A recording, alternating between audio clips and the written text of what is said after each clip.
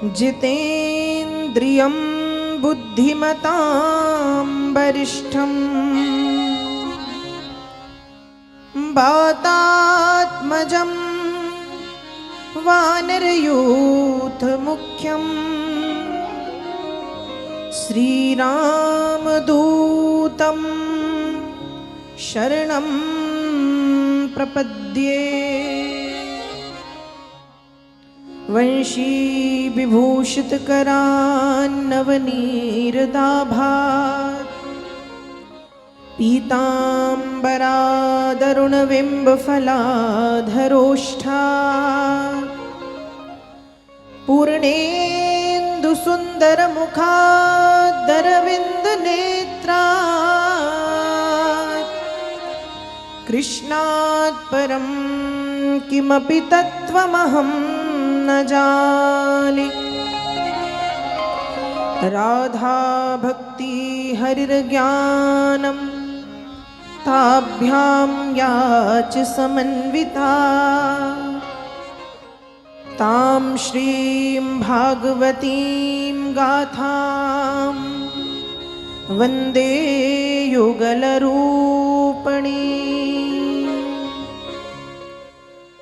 नारायणं नमस्कृत्य नरं चैव नरोत्तमं देवीं सरस्वतीं व्यासं ततो जयमुदीरये। जय जय श्री राधारमण, जय जय नवल किशोर, जय गोपी चित चोर प्रभु, जय जय माखन चोर। राम कथा के रसिक तुम भक्ति राशि मति धीर, गादी अपनी लीजिए प्रभु तेज पुंज महावीर।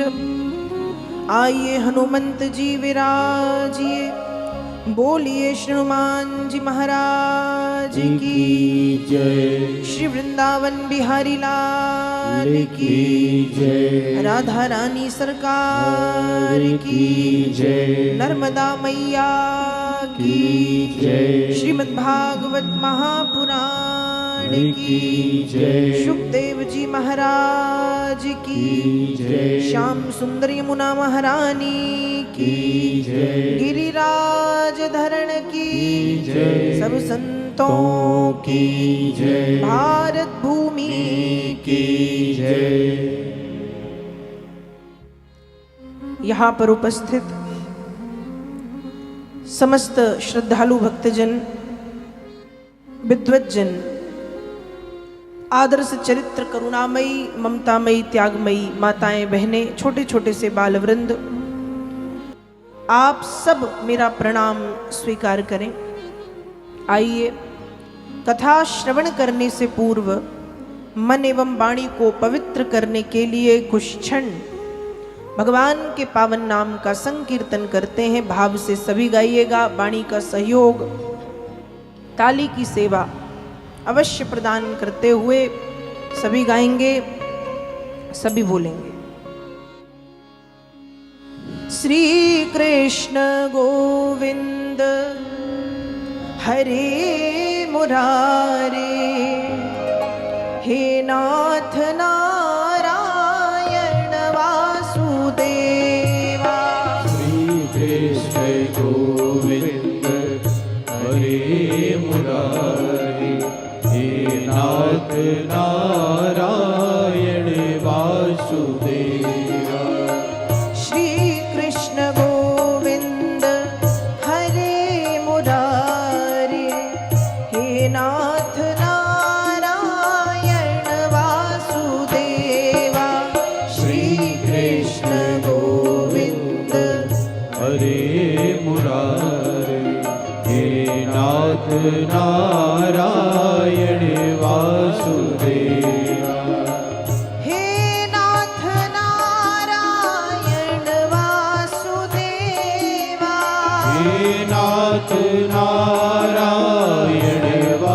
वासुदेवा हे नाथ नारायण वासुदेवा हे नाथ नारायण वासुदेवा हे नाथ नारायण वासुदेवा हे नाथ नारायण वासुदेवा श्री कृष्ण गोविंद हरे मुरारे हे नाथ नारायण वासुदेवा श्री कृष्ण गोविंद हरे मुरारी हे नाथ नारायण वासुदेवा मुरली मनोहर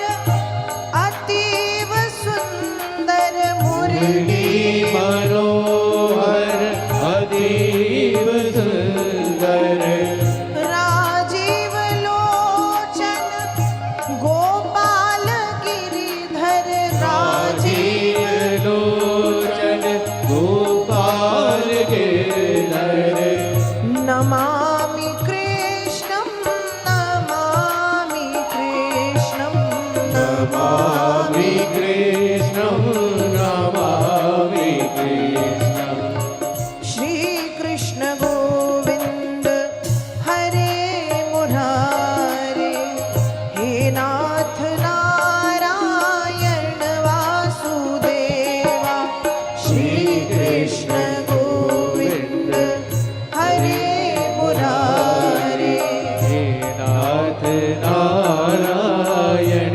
वासुदेवा है सृष्टि सारी तुम्हीं पे निर्भर है सृष्टि सारी तुम्हीं पे निर्भर ये कृष्ण प्रेमी कहे निरंतर ये ये कृष्ण प्रेमी कहे निरंतर नमामि कृष्णं नमामि कृष्णं नमामि कृष्णं नमामि कृष्णं श्री कृष्ण गोविंद हरे मुरारे हे नाथ नारायण वासुदेवा श्री कृष्ण गोविंद हरे मुरारे हे नाथ नारायण वासुदेवा पितु मातु स्वामी सखा हमारे पितु मात स्वामी सखा हमारे पितु मातु स्वामी सखा हमारे पितु मात स्वामी सखा हमारे हे नाथ नारायण वासुदेवा हे नाथ नारायण वासुदेवा श्री कृष्ण गोविंद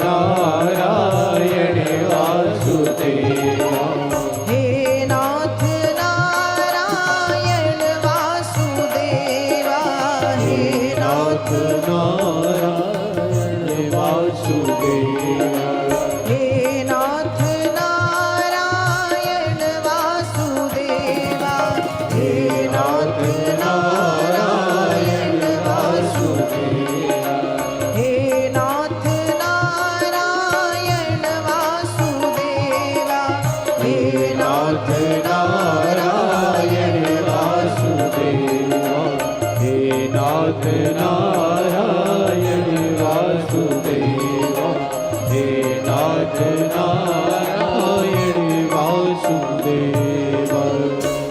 बोलिए श्री वृंदावन बिहारी लाल की जय। राधा रानी सरकार की जय। श्री हनुमान जी महाराज की जय। नर्मदा मैया की जय।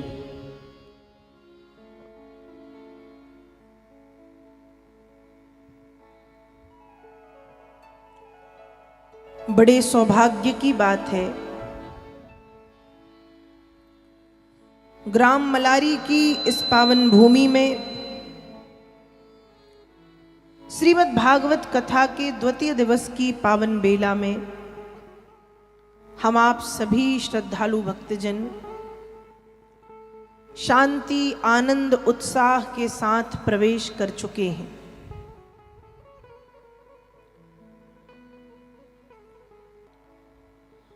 भागवत की कथा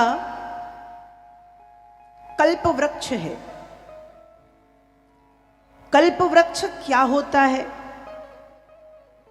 कल्प वृक्ष स्वर्ग में एक पेड़ होता है। स्वर्ग के पेड़ का नाम है कल्प वृक्ष।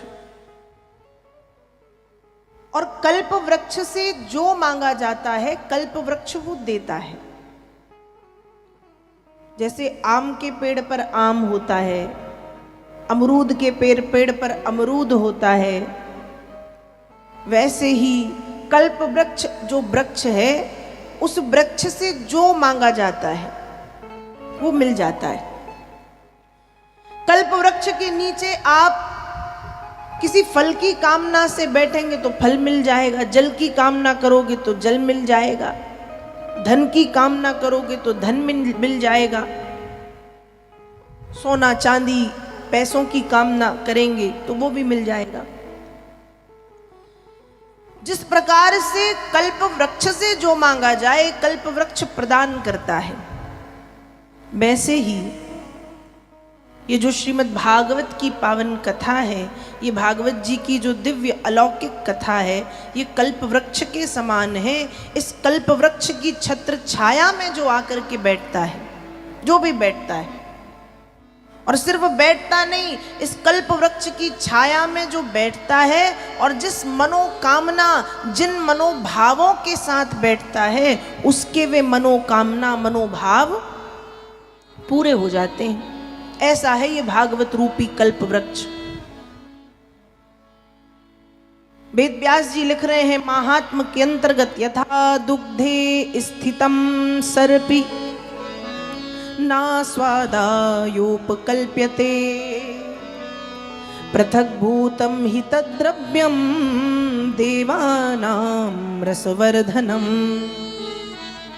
जिस प्रकार से दूध में घी छिपा रहता है, आप दूध जब हम पीते हैं तो क्या दूध पीने पर दूध में घी का स्वाद मिलता है? कहो मिलता है? दूध को देखो तो दूध के ऊपर घी तैरते हुए दिखता है? दिखता है? नहीं दिखता। पर दूध में घी है ना? दिखता नहीं है, स्वाद भी नहीं मिलता, पर दूध में घी है। हम ये नहीं कह सकते कि नहीं है, होता है। जिस प्रकार से दूध में घी ना दिखता है ना उसका स्वाद मिलता है, तब भी दूध में घी है, वैसे ही श्रीमद् भागवत में भगवान दिखते नहीं हैं। भागवत में भगवान दिखते नहीं हैं। तो क्या मतलब भागवत में भगवान नहीं है या नहीं? जैसे दूध में घी है, दिखता नहीं है। अब घी निकालना तो कहां से निकलेगा? दूध से ही निकलेगा। एक विधि अपनाती है माताएं, और जब विधि अपनाती हैं तो दूध में से घी निकल आता है। वैसे ही भागवत में भी कृष्ण समाये हुए हैं, दिखते नहीं। जैसे दूध में से घी निकालने के लिए एक विधि अपनानी पड़ती है, वैसे ही भागवत में से कृष्ण को यदि निकालना है तो एक विधि अपनानी पड़ती है। विधि कौन सी? कहा विधि है भक्ति की विधि। कौन सी विधि? भक्ति की विधि। भागवत में कृष्ण समाये हैं, तो जिस भागवत कथा में स्वयं अनंतानंत कोटि कोटि ब्रह्मांड नायक भगवान कृष्ण समाये हैं, ऐसी भागवत कथा की दूसरे दिन की पावन बेला में हम आप सभी श्रद्धालु भक्तजन प्रवेश कर चुके हैं। आज कथा का दूसरा दिन है। बड़े आनंद के साथ यह कथा यहाँ पर शुरू हो गई है। देखो, कल आपने कथा के क्रम में भागवत का महात्म सुना था। महात्म मतलब बोलो जल्दी। महात्म मतलब भागवत की महिमा। क्या सुनी थी? महिमा। और महिमा के अंतर्गत भक्ति ज्ञान वैराग्य की कथा, और अभी पिताजी ने आपको संक्षिप्त में धुंधकारी की कथा सुनाई। ये भी भागवत का महात्म ही है। महात्म के अंतर्गत कथा श्रवण की विधि आती है। क्या आती है? कथा श्रवण की विधि। कि भागवत की कथा सुनने के कुछ नियम हैं। भागवत की कथा सुनने के कुछ नियम हैं। किन नियमों का पालन करना पड़ता है भागवत की कथा सुनने के लिए? तो भागवत की कथा सुनने के जो कुछ नियम हैं वो इस प्रकार से हैं। सबसे पहला नियम कि 7 दिनों तक जो कथा का यजमान बनता है उनको 7 दिनों तक सत्य बोलना चाहिए। क्या करना चाहिए? सत्य। 7 दिन तक झूठ नहीं, सत्य बोलो। 7 दिन तक क्रोध ना करो। क्रोध नहीं कर सकते आप। कई लोग होते ना जिनको बात बात पे गुस्सा आता है, गुस्सा नाकई पे बैठा है, गुस्सा जा ही नहीं रहा। लेकिन जब कथा के यजमान बनते हैं आप, तो कोशिश ये करिएगा कि 7 दिनों तक हमको क्रोध ना आए, हम गुस्सा ना करें 7 दिन तक। दूसरा नियम। तीसरा नियम, 7 दिन तक भूमि पर शयन करें। भूमि शयन वैसे तो लिखा है कुशा की आसन पर सोएं या कंबल पर सोएं, पर आजकल ऐसा कोई नहीं कर सकता, इसलिए भूमि शयन कर लें। भूमि शयन मतलब पृथ्वी पे बिस्तर बिछा के सोएं, और सोएं कहीं भी, ऊपर पलंग पे भी सोएं। तीसरा नियम ये कह रहा है कि संयम नियम के साथ रहें। तीसरा नियम। चौथा नियम कहता है कि जब आप कथा सुनने के लिए बैठें तो आपको व्रत रखना चाहिए। क्या करना चाहिए? बोलो जोर से। व्रत। अब यहां व्रत का मतलब क्या है? वेद व्यास जी लिख रहे हैं कि व्रत मतलब या तो एक समय फलाहार कर लो, आप दोनों समय फलाहार कर लो, व्रत। ये नहीं कर सकते तो एक समय फलाहार कर लो, एक समय भोजन कर लो। और ये भी नहीं कर सकते तो दोनों समय भोजन करो, लेकिन भोजन थोड़ा सा कम करो। 4 रोटी खाने वाले 2 रोटी खाओ। क्यों? उससे क्या होगा? उससे ये होगा कि जब आप भोजन कम करेंगे, जैसे हम खूब अच्छे से भोजन कर लेते हैं पेट भर के, पेट भर भोजन करने के बाद क्या आती है? क्या आती है? नींद आती है ना। अब खा लिया, अब थोड़ी देर लेट जाएं, आलस्य आता है, थकान सी आती है। तो कहा थोड़ा कम भोजन करें, क्योंकि पूजन में भी बैठना है और शाम को कथा में भी बैठना है। तो किसी प्रकार का आलस्य, किसी प्रकार का प्रमाद ना आए।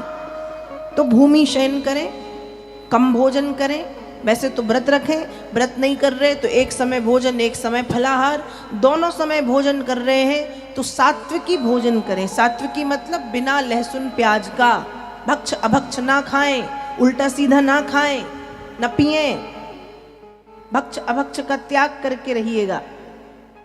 और यदि इन दिनों जो भक्ष अभक्ष का ग्रहण करता है, खाता पीता है, वो भगवत अपराधी बन जाता है। क्या बन जाता है? भगवत अपराधी। और ध्यान रखिएगा, भगवत अपराधी के लिए बड़ा कठोर दंड का प्रावधान हमारे ग्रंथों में बताया गया है। तो ये सब नहीं करना चाहिए। कम खाएं, सात्विकी खाएं। अब एक नियम कह रहा है कि 7 दिनों तक जब आप कथा सुन रहे हो तो माथे पे तिलक धारण करें, बिना तिलक के ना रहें। यजमान भी और जो कथा सुनने आ रहे हैं वो भी 7 दिनों तक तिलक लगा करके रहें। फिर एक नियम कहता है कि जो लोग कथा में बैठे हैं वे कथा को सुने कानों से, लेकिन मन ही मन, जिनके पास गुरु मंत्र है वो अपने अपने गुरु मंत्र का जाप करे, और जिनके पास गुरु मंत्र नहीं है वो ओम नमो भगवते वासुदेवाय द्वादशाक्षर मंत्र का जाप करें। ऐसा नियम भागवत जी में बताया गया है। इन नियमों का पालन हमें करना चाहिए, इन नियमों का पालन हम कर सकते हैं, करें। अब बात आती है कि भागवत की कथा को करवाने में खर्च कितना आता है। तो भैया खर्च तो बहुत आता है। कितना आता है? कहा जितना खर्च एक बिटिया के विवाह में आता है, जितना खर्च एक बेटी के विवाह में आता है, उतना ही खर्च भागवत की कथा को करवाने में आता है। अब बेटी का विवाह 1 लाख में भी हो जाता है, 5 लाख में भी होता है, 50 लाख में भी होता है, 1 करोड़ में भी होता है, 500 करोड़ में भी होता है, 1000 करोड़ में भी। लोग कैसे कराते हैं? अपनी सामर्थ्य के अनुसार।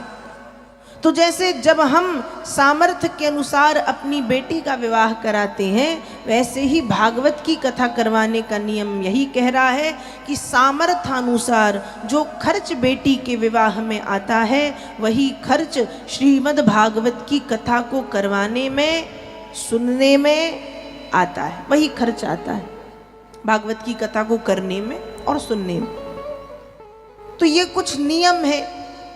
अब वक्ता कैसा हो, वक्ता के लिए भी यही नियम, जो नियम श्रोता के लिए है वही नियम वक्ता के लिए, कि 7 दिन तक तिलक धारण करे, सत्य बोले, क्रोध ना करे, भूमि शयन करे, भूमि शयन नहीं तो जहाँ भी विश्राम हो वहाँ संयम नियम के साथ रहे, साथ ही साथ माथे पर तिलक धारण करे, जाप करे, गुरु मंत्र का जाप करे। और वक्ता कैसा हो? कहा वक्ता होता है विरक्तो वैष्णवो विप्रो। विरक्त, विरक्त का मतलब है कि जो संसार से जिसका लगाव कम, भगवान के चरणों में जिसका लगाव ज्यादा हो। वैष्णवो, वैष्णव हो, विप्रो ब्राह्मण हो। कथा कहने की जिसकी जो तरीका हो, विधि हो, शैली हो, वो सरल हो, सबको समझ में आ जाए। एक पढ़े लिखा, पढ़ा लिखा व्यक्ति भी समझ पाए, और एक बिल्कुल ना समझ व्यक्ति भी यदि कथा में आके बैठे तो उसको भी कथा सरलता से समझ में आनी चाहिए। बीच बीच में जो भगवान के नाम का कीर्तन कराए, जिसकी बातें सुन के बीच बीच में कभी कभी लोग हंस भी दें, ऐसा वक्ता होना चाहिए। तो ये नियम है कुछ श्रोता के और यही नियम है वक्ता के।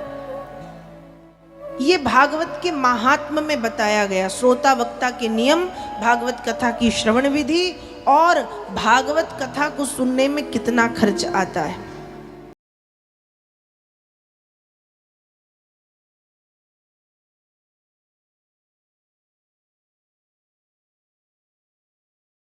आनंद टीवी से जुड़ने के लिए आप हमें व्हाट्सएप करें 9277395752 पर।